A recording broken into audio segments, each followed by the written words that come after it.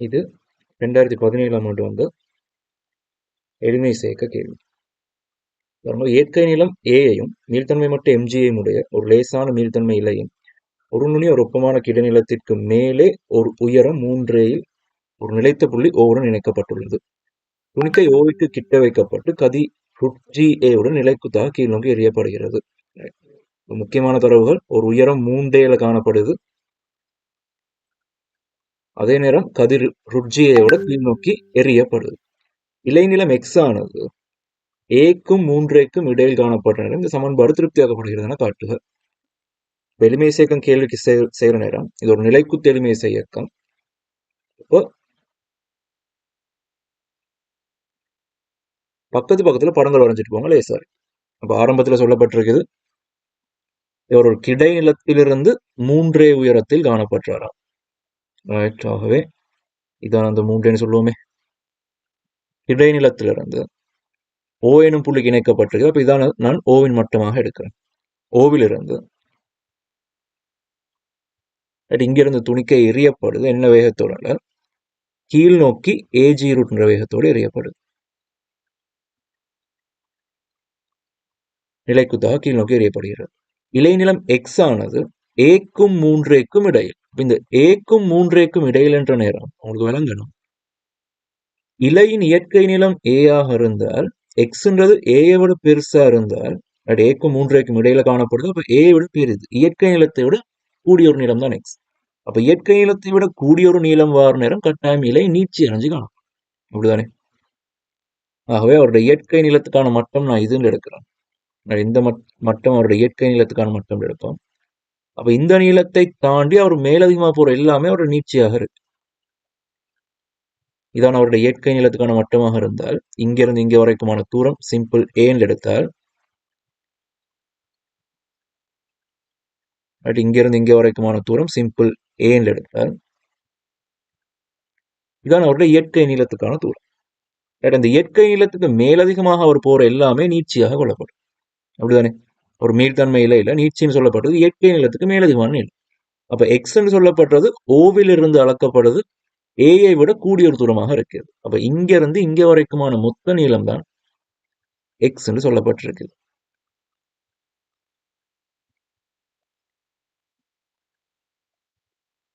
இங்க இருந்து இங்க வரைக்குமான மொத்த நீளம் எக்ஸ்ன்னு சொல்லப்பட்டிருக்கு. அப்போ இது ஒரு மாறக்கூடிய இடப்பெயர்ச்சி. கட்டாயம் நீங்க ஒற்றை அம்புக்குள்ள காட்டிருக்கணும். ரைட், 2 பக்கம் இப்படி போட்டிருந்தா நிலையான தூரத்தை குறைக்கும். அப்போ ஒற்றை அம்புக்குள்ள காட்டிருக்கணும். அப்ப இந்த தூரம் எக்ஸா இருக்கிற நேரம் இயற்கை நீளத்துக்கு மேலதிகமான ஒரு தூரம் வர நேரம். ரைட், அவரோட நீட்சி எவ்வளவுன்னு பாத்தீங்கன்னா எக்ஸ் மைனஸ் ஏயாக இருக்கு. இயற்கை நீளத்துக்கு மேலதிகமாக வந்த தூரம் தான் நீட்சி. ஆகவே இயற்கை நீளம் ஏ ஆக இருந்தால் அவர் மேலதிகமா போன தூரம் எக்ஸ் மைனஸ் என்ற தூரம், அதான் அவருடைய நீட்சி. ரைட், இயக்கத்தில் சக்தி காப்பு சமன்பாடு திருப்தியாக்குதான் காட்டுக. ரைட், அப்ப ஆறுமுடுகளுக்கான கோவை கேட்கப்பட்டிருக்குது. எங்களுக்கு தெரிஞ்ச ஒரே ஒரு சமன்பாடு எஃப் சமன் எம் தான். ஆகவே விசைகளை சரியா மார்க் பண்ணிக்கொள்வோம். இவருடைய நிறை எம்னு சொல்லப்பட்டிருக்குது. ஆகவே கீழ் நோக்கி எம்ஜி என்ற நிறை தாக்கும் இழுவை ஒன்று டி என்று மேல் நோக்கி தாக்கும். ரைட், ஆகவே எஃப் சமன் எம்ஏ என்ற சமன்பாட்டின்படி நான் கீழ் நோக்கி எஃப் சமன் எம்ஏ பாவிக்க போறேன். கீழ் நோக்கி எஃப் சமன் எம்ஏ பாவிச்சால் பாருங்க, கீழ் நோக்கி தாக்குற ஒரு விசை எம்ஜி, மேல் நோக்கி தாக்குற இழுவை D M into X double டாட்னு வரும். ஒரு மீலியல் இலையில இழுவை உங்களுக்கு தெரியும், லாம்டா எக்ஸின் கீழ் எல்லாக வரும். லாம்டான்றது மீள்தன்மை மட்டு, எல்ன்றது இயற்கை நீளம், எக்ஸ்ன்றது நீட்சி. ஒரு இயற்கை நீளத்துக்கு மேலதிகமாக போன தூரம். ஆகவே எம்ஜி மைனஸ், எனக்கு டீக்கு பதிலாக போடலாம், லாம்டான்றது சொல்லப்பட்டிருந்துச்சு எம்ஜி மீள்தன்மை மட்டும் எம்ஜின்னு சொல்லப்பட்டிருக்குது. ஆகவே லாம்டா அவருடைய நீட்சி எக்ஸ் மைனஸ் ஏ, கீழே அவருடைய இயற்கை நீளம் சிம்பிள் சமன் M into X double dot ஆக இருக்கு. இவரை சுருக்குற நேரம் பாருங்க, 2 பக்கமும் எம் ஆல வெட்டலாம்.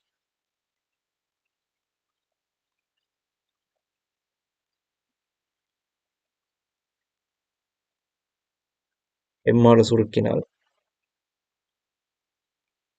இங்க ஒரு எம், இங்க ஒரு எம், இங்க ஒரு எம், எல்லாம் கேன்சல் ஆகி போக ஜி மைனஸ், எப்பயும் எக்ஸின் கூட மைனஸ்ல வர மாதிரி பொது எடுத்தீங்கன்னா சரியா அவ்வளவுதான். இப்ப இங்க மைனஸ் ஜியின் கீழ் ஏ எக்ஸ் மைனஸ் ஏண்டு வந்திருக்குது. இப்போ இவங்க ரெண்டு பேர்லையும் ஒரு மைனஸ் ஜியின் கீழ் ஏ பொது எடுப்போம். எடுத்தால் இங்கே ஒரு எக்ஸ் மைனஸ் ஏ வரும்.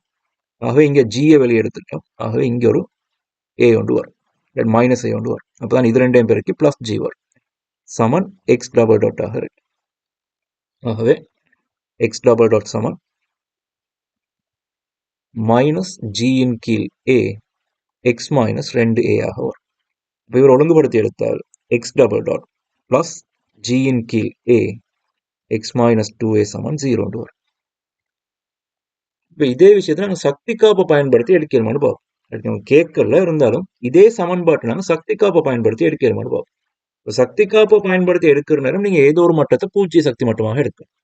இவரை பூஜ்ஜிய சக்தி மட்டமாக எடுத்து இவரோட ஆரம்ப சக்தியையும் இந்த நிலைமையில அவரோட காணப்படுற மொத்த சக்தியும் சமப்படுத்தி எடுக்க போறோம். ரைட், இந்த சக்தியில இப்ப எங்கேயுமே நடக்கல. ஆகவே பூஜ்ய சக்தி மட்டத்தில் அவருக்கு காணப்பட்ட மொத்த சக்தியையும் இந்த மட்டத்தில் அவருக்கு காணப்பட்ட மொத்த சக்தியையும் சமப்படுத்தி எனக்கு இப்படி ஒரு கோவை எழுதலாம்.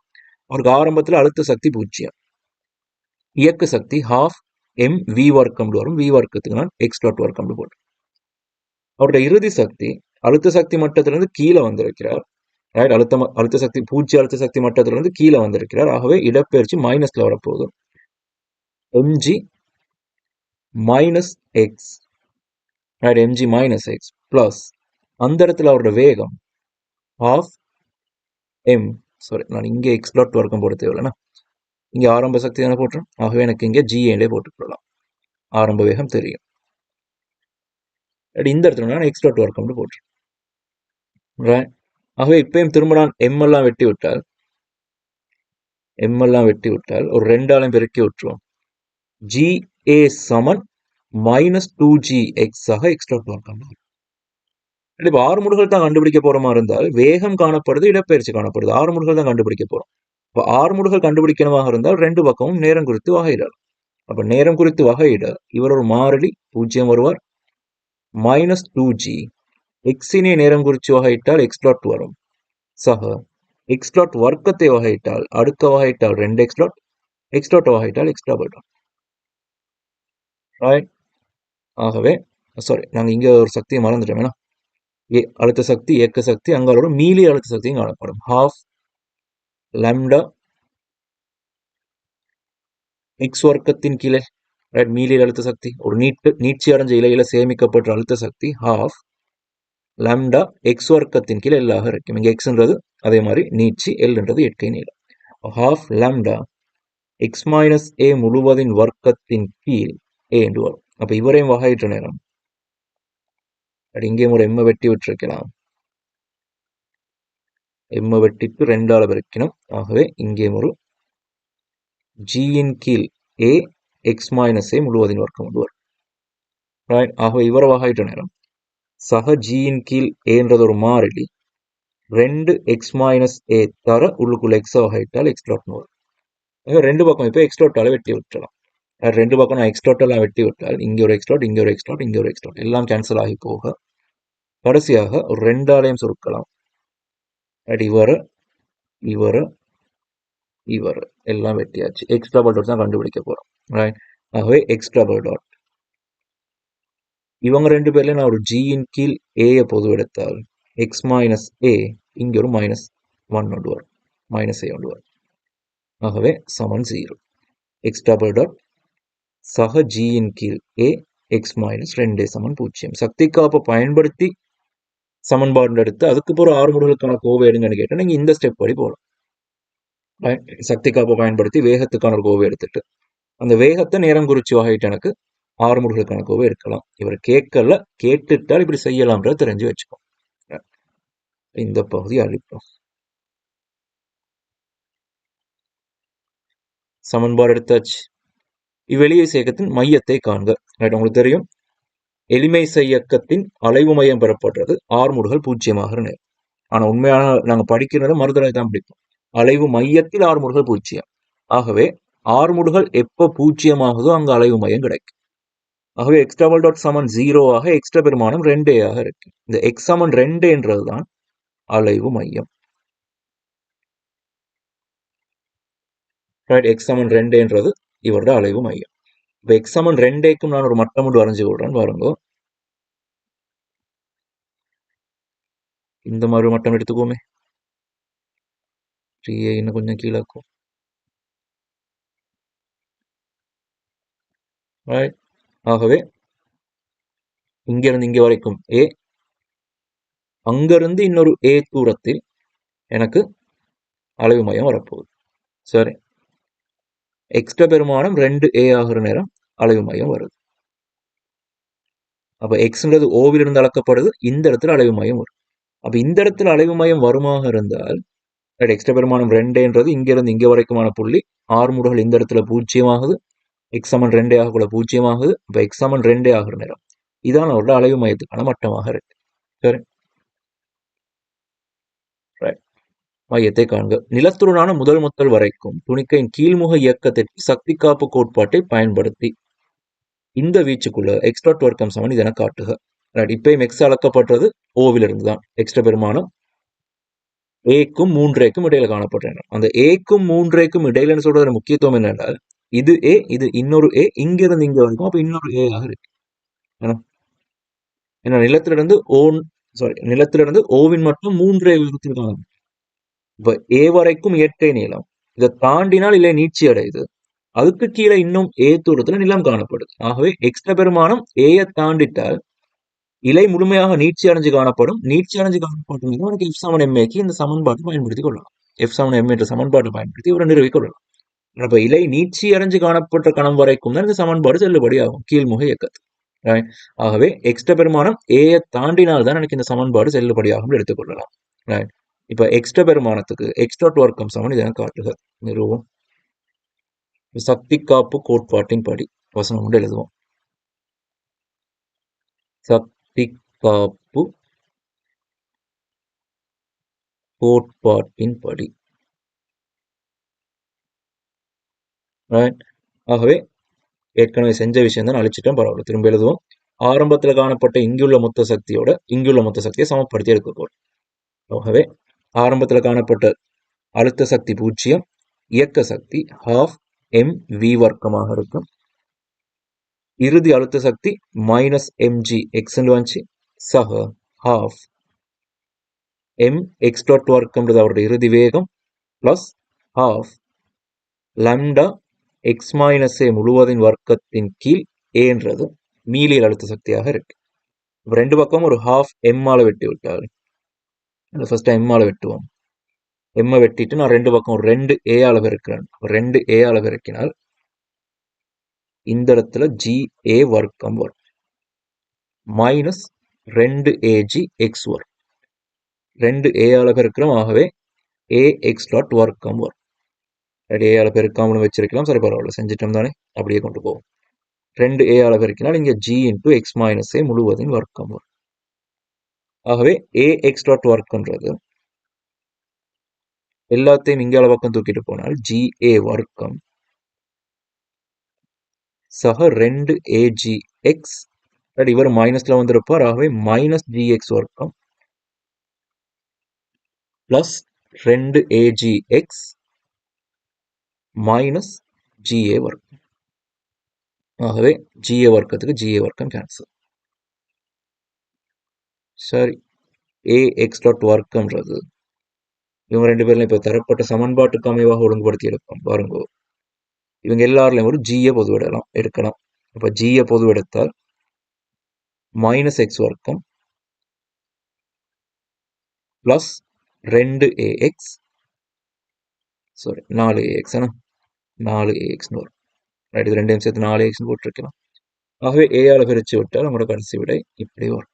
x வர்க்கம் சமன் g இன் கீழ் a 4ax மைனஸ் x வர்க்கம் வரும். 4ax மைனஸ் x வர்க்கம் வரும். ஒரு பொதுவான விஷயம் தெரிஞ்சு வச்சுக்கோங்க. ஏயின் பெருமானம் மறை பெருமானமா இருக்கிற நேரம் x வர்க்கம் சமன் ax வர்க்கம் சக bx சக c, இப்படி ஒரு வடிவத்துல வார எல்லாமே எளிமை சேர்க்கமாக இருக்கு.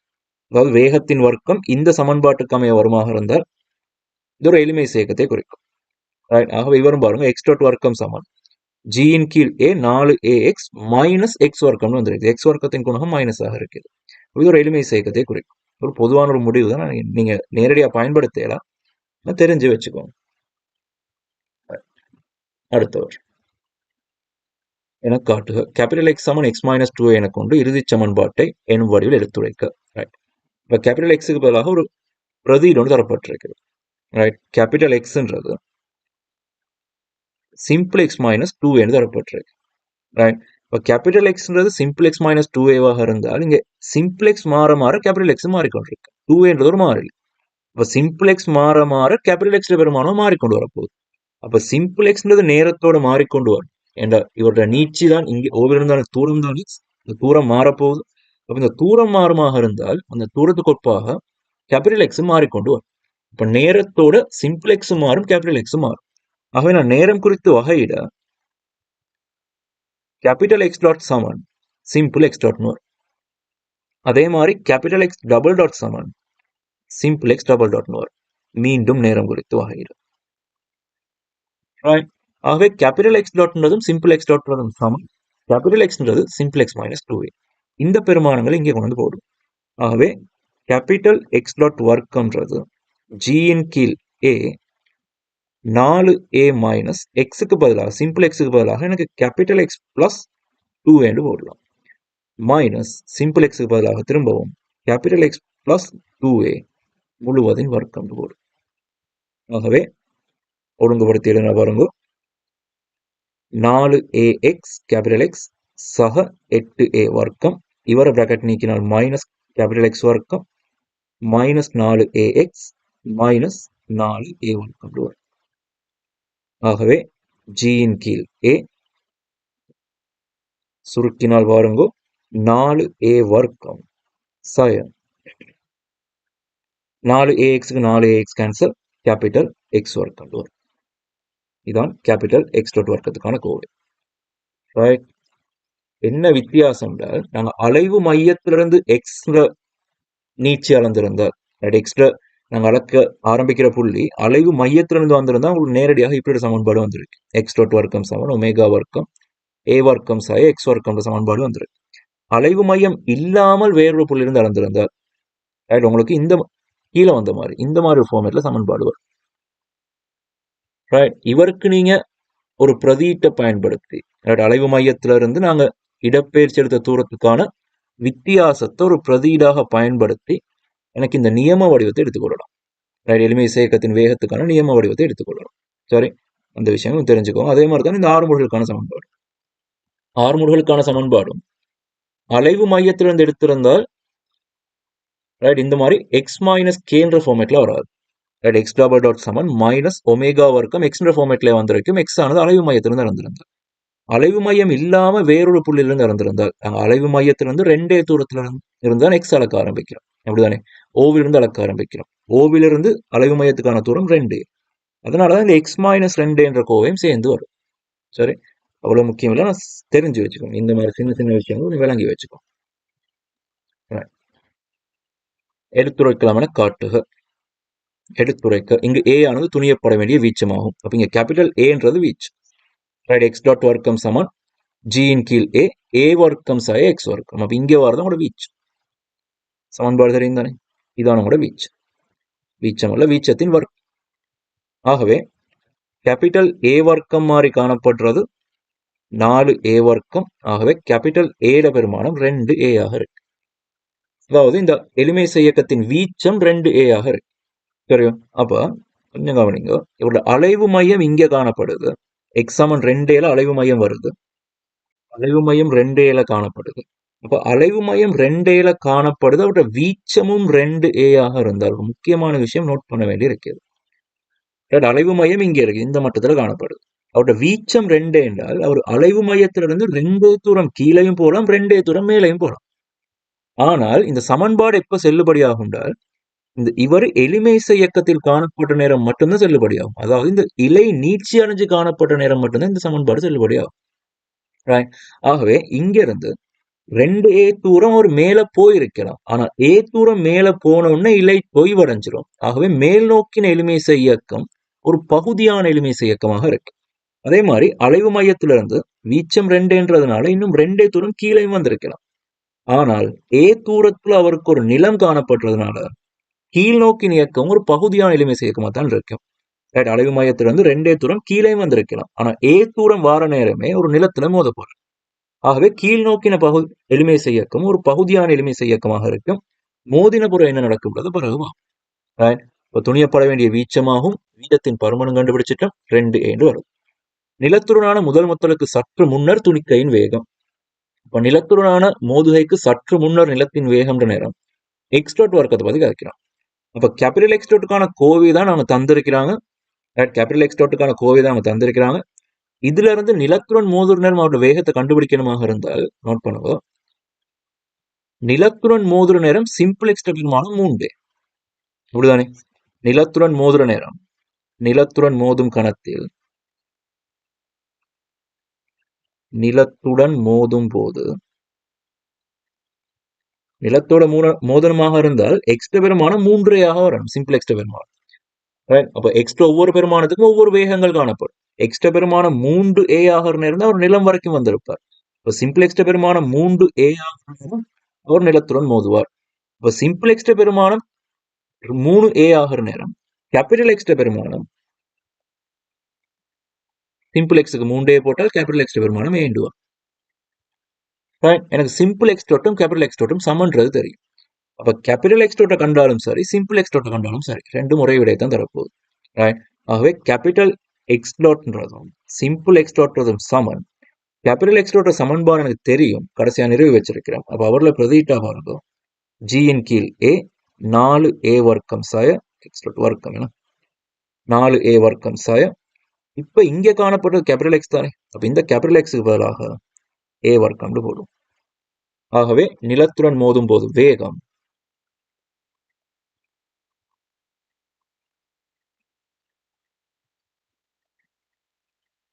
நிலத்துடன் மோதும் வேகம்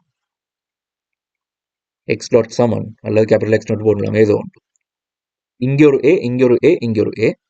அப்ப 4A வர்க்கம் சய A வர்க்கம்ன்றது 3A வர்க்கம் வர்க்க மூலம் 3AG வரும். நிலத்துடன் அவர் மோதுற நேரம் அவருக்கு காணப்பட்ட இறுதி வேகம். துணிக்கைக்கும் நிலத்திற்கும் இடையுள்ள மீளமைவு குணகம் 1 கீழ் வர்க்கம் மூலம் 3 ஆகும். முதல் முத்தலுக்கு சற்று பின்னர் இலை தளரும் வரைக்கும் துணிக்கையின் மேன்முக இயக்கத்திற்கு என தரப்பட்டுள்ளது. அப்ப நிறுவ வேண்டிய அவசியம் இல்லை. இங்கு B ஆனது புதிய எளிமை சேர்க்கத்தின் துணியப்பட வேண்டிய வீச்சமாகும். ரைட், கவனிங்க. இப்ப மேலிருந்து கீழே வரைக்கும் எந்த பிரச்சனையும் இல்லாம சாதாரண ஒரு எளிமை சேர்க்கமாக அவர் வந்து கொண்டிருந்தார். ரைட், எந்த பிரச்சனையும் இல்லாம ஒரு சாதாரண எளிமை இயக்கமாக வந்து கொண்டிருந்தார். இங்க வந்த பிறகு நிலத்துடன் மோதுற வேகம் √3AG ஆக இருக்கு. இப்ப நிலத்துக்கும் இந்த துணிக்கைக்குமான மீளமைவு குணகம் 1 கீழ் வர்க்கம் மூலம் 3ஆக இருந்தால் இவர் பிரிஞ்சு போற வேகம், நிலத்துடன் மோதி பிரிஞ்சு போற வேகம் E தர U ஆக இருக்கும். உங்களுக்கு தெரியும், மொத்தல படிச்சிருப்போம். ஒரு சுவருக்கும் ஒரு துணிக்கைக்குமான மீளமைவு குணகம் A இருந்தால் துணிக்கை கிடையாக சுவருக்கு செங்குத்தாக யூன்ற வேகத்தோட மோதினால் சுவருக்கு செங்குத்தாக ஈயுன்ற வேகத்தோட திரும்பி போகும்.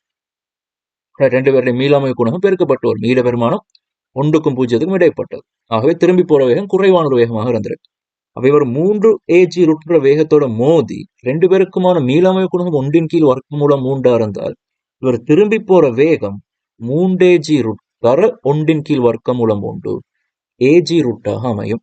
ரைட். அப்ப இவர் திரும்பி போற வேகம் AG ருட்டாக அமையும். ரைட். இப்ப உங்களுக்கு ஒரு பெரிய ஒரு சந்தேகம் வந்திருக்கேன்.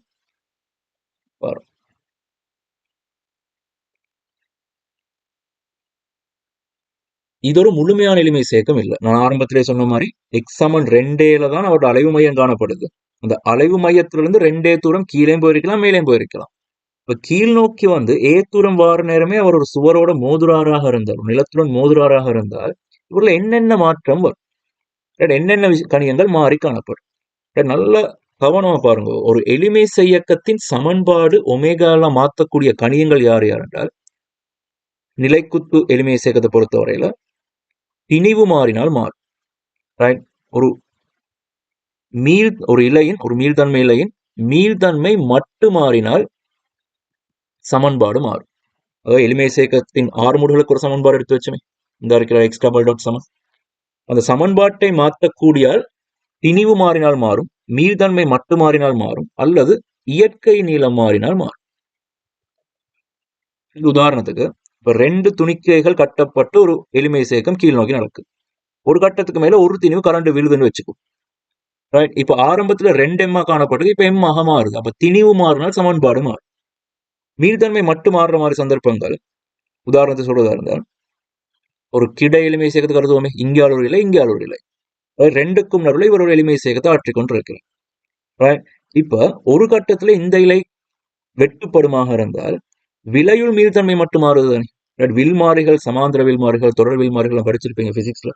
அப்ப விலையுள் மீள்தன்மை மட்டும் மாறுறதுனால மீள்தன்மை மட்டும் மாறுது, ஆகவே சமன்பாடு மாறும். இயற்கை நிலை மாறுற மாதிரி விஷயங்கள் பெரும்பாலும் வராது. இப்படி வந்தாலும் நீங்க தெரிஞ்சு வச்சுக்கோங்க, இயற்கை நிலை மாறினாலும் சமன்பாடு மாறும். எக்ஸ் டபுள் டாட்டுக்கான சமன்பாடு மாறும்.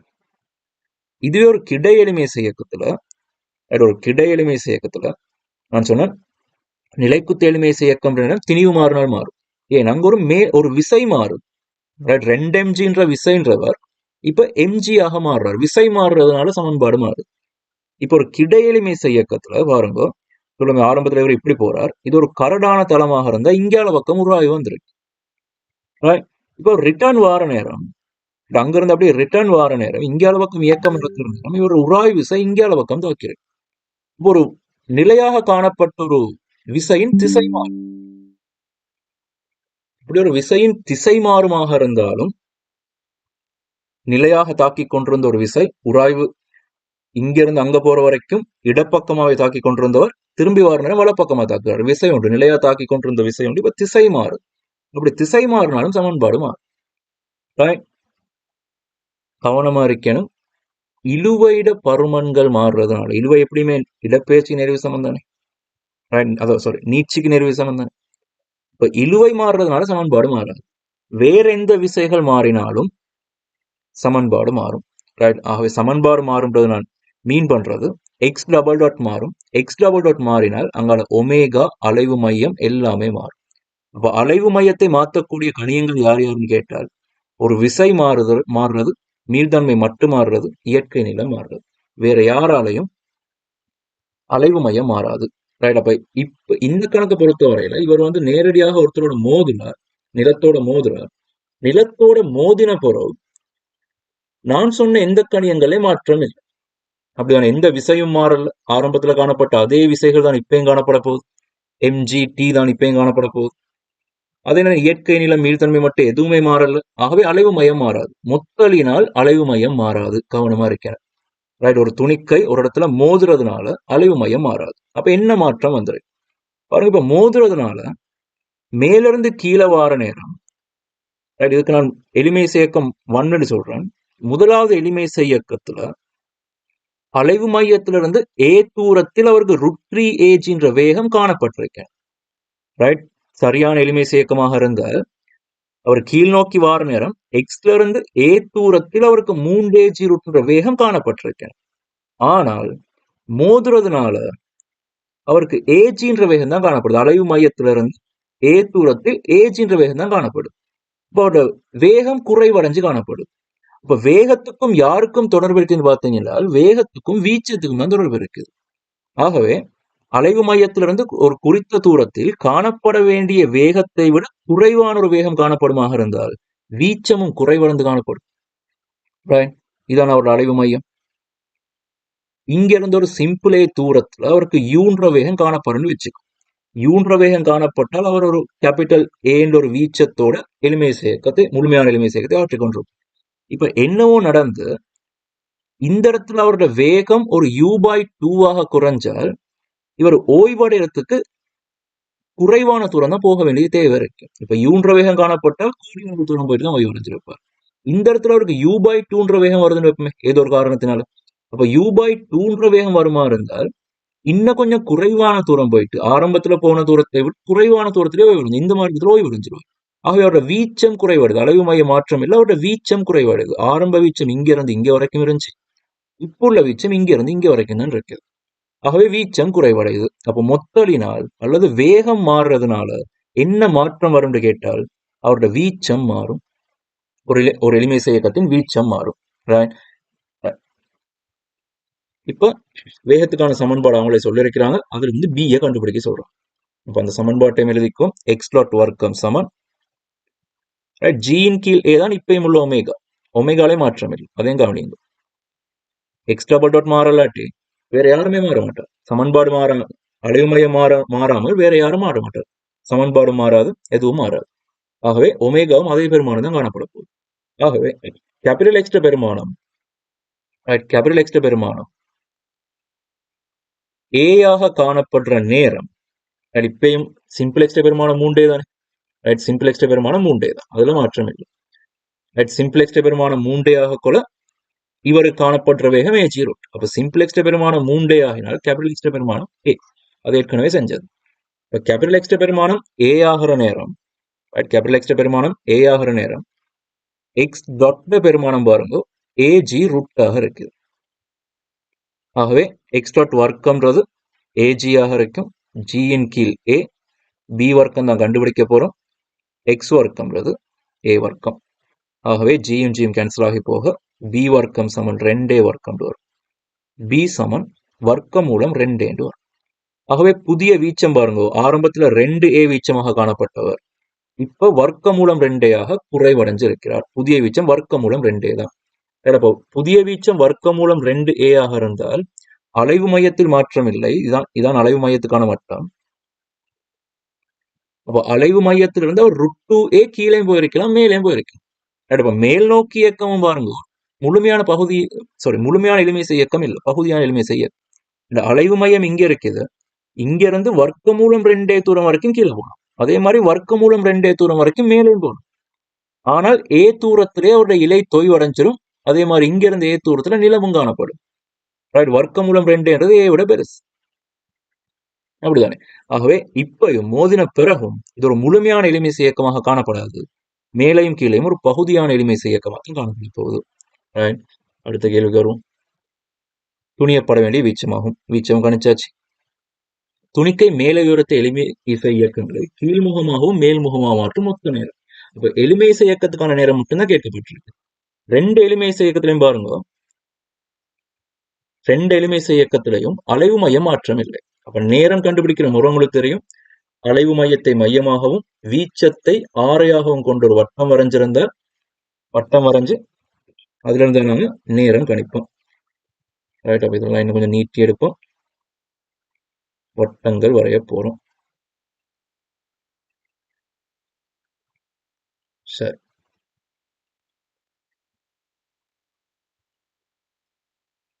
பாருங்க. இப்ப 2 வகையான எளிமை இசைக்கம் நடக்குது.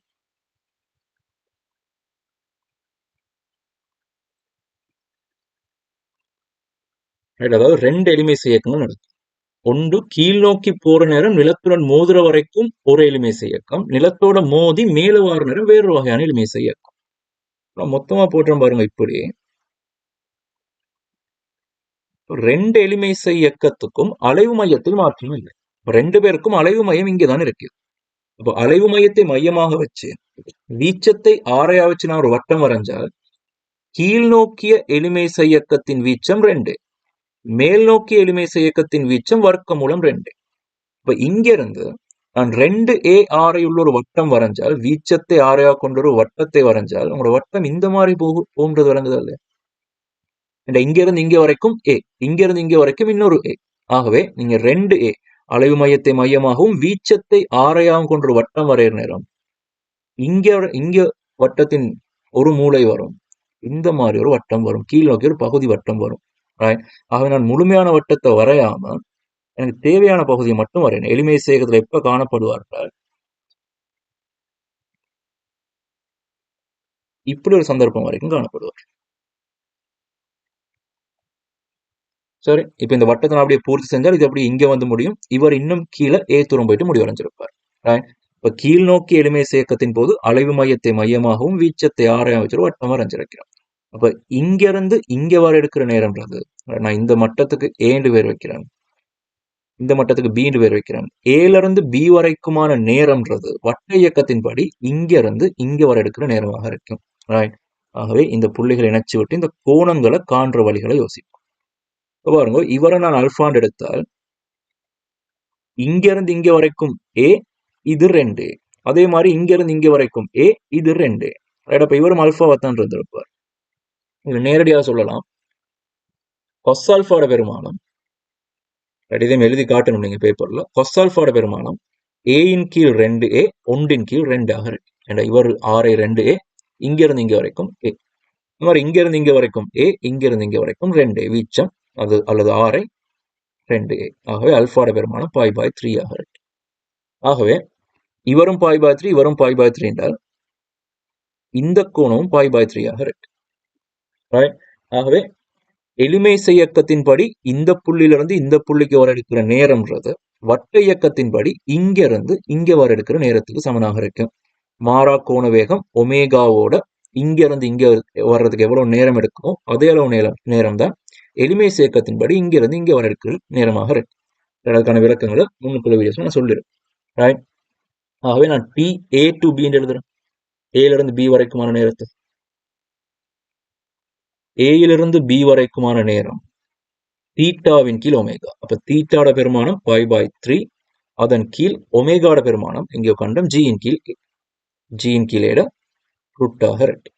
ஆகவே TABன்றது ஏயின் கீழ் G ரூட் π/3 ஆக இருக்கு. இப்போ பில இருந்து ஏக்கி போறதுக்கான நேரம். இப்போ பில இருந்து ஏக்கி போற நேரம் வரும் ஒரு அலைவு மையத்தில் மாற்றம் இல்லை, ஆனா வீச்சம் மாறி காணப்படுது. இப்ப இங்க இருந்து நான் வர்க்கமூலம் 2 உள்ள வட்டம் வரைஞ்சாலும் ஒரு பகுதியான வட்டம் தான் வரும். ஏண்டா இங்க அலைவு மையத்திலிருந்து கீழே வரைக்குமான தூரம் A, மேல வரைக்குமான தூரம் A. வர்க்கமூலம் 2 இந்த மாதிரி வந்திருக்க போகுது. இப்ப இப்பயும் ஒரு பகுதியான வட்டம் தான் வரும். அவர் என்ன இப்படி வரைஞ்சு கொள்றோம்.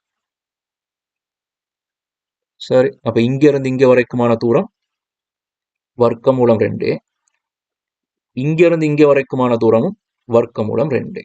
இதுவும் A, இதுவும் A. அப்புறம் இந்த 2 கோணங்களும் சமனாக அமையும். அப்ப இவர் பீட்டாவாக இருந்தா இவரும் பீட்டா. அடுத்த வரையில் எழுதலாம் cos பீட்டாவோட பெருமானம் ஏயின் கீழ் வர்க்கமூலம் 2, ஒன்றின் கீழ் வர்க்கமூலம் 2. ஆகவே பீட்டாவோட பெருமானம் π/4 வரும். இப்போ பீட்டாவோட பெருமானம் π/4 ஆக இருந்தால் இது ரெண்டும் சேர்ந்து π/2 வரும். இப்போ இது ஒரு செங்கோணமாக அமையும். இப்போ வட்ட இயக்கத்தின்படி இங்க இருந்து இங்க வர எடுக்கிற நேரம் தான் எளிமை இயக்கத்தின்படி இங்க இருந்து இங்க வர எடுக்கிற நேரம். இங்க ஏல இருந்து பிக்கு வரதும் பில இருந்து ஏக்கு போறதும் ஒரே நேரம் தான். ஆகவே வட்ட இயக்கத்தின்படி இங்க இருந்து இங்க போக இருக்கிற நேரம் தான் எளிமை இயக்கத்தின்படி பில இருந்து ஏக்கு போக இருக்கிற நேரமாக இருக்கும். ஆகவே TBAன்றது பாருங்க π/2வின் கீழ் ஒமேகால மாற்றம் இல்லை, ஜியின் கீழ் A.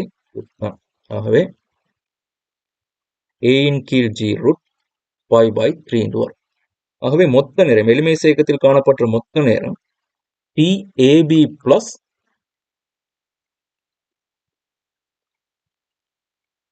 TBA. ஆகவே TABன்றது பாருங்க ஏயின் கீழ் G ரூட், ரெண்டுலையும் ஏயின் கீழ் G ரூட்டை பொதுவா எடுக்கலாம். அங்கால ஒரு π/3 பிளஸ் π/2 வரும். ரெண்டையும் கூட்டினால் 5π/6 வரும். 5π/6 ஏயின் கீழ் G ரூட் வரும். சின்ன கேள்விதான். இந்த கேள்வியை பொறுத்தவரையில முக்கியமான விஷயம், ஒரு மொத்தலினால எளிமை இயக்கத்தின் அலைவு மையம் சமன்பாடு மாற்றம் அடையாது, வீச்சம் மாறும். மொத்தலினால வேகம் மாறும். வேகத்துக்கும் யாருக்கும் தொடர்பு இருக்குதுன்னா வேகத்துக்கும் வீச்சத்துக்கும் தொடர்பு இருக்கு. இப்ப வேகம் மாறுமாக இருந்தால் குறித்த புள்ளியில காணப்பட வேண்டிய வேகத்துல இருந்து வித்தியாசமான ஒரு வேகம் காணப்படுமா இருந்தால் வீச்சம் மாறும். இவர் மாறுறார், வேகம் மாறுறார், இவர் மாறிலியாக இருந்தால் வீச்சம் மாறும். சரிதானே? வளைவு மையத்தை மாற்றக்கூடிய கணியங்களும் யார் யாருன்றதை கொஞ்சம் நோட் பண்ணி வச்சுக்கோ.